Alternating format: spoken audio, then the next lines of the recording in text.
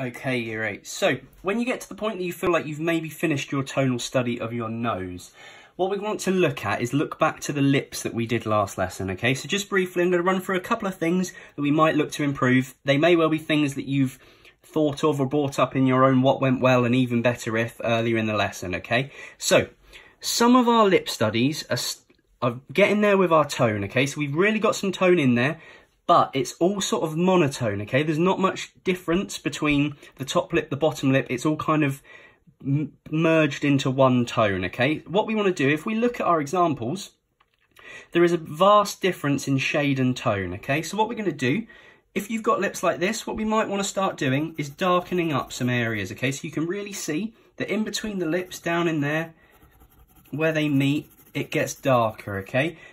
This whole section of the lip up here on the top lip is almost completely dark. So we're going to start to bring that in and darken up certain areas, okay?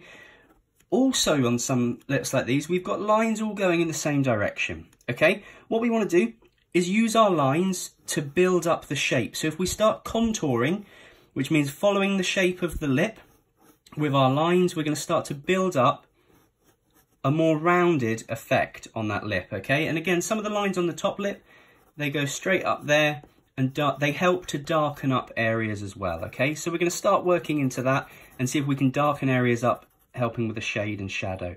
Again, underneath our bottom lip, we may then want to look at some of the shadow that's going on there to bring that bottom lip off our page, okay? So start shading out from there, really helping to form our lips and stand them off, okay?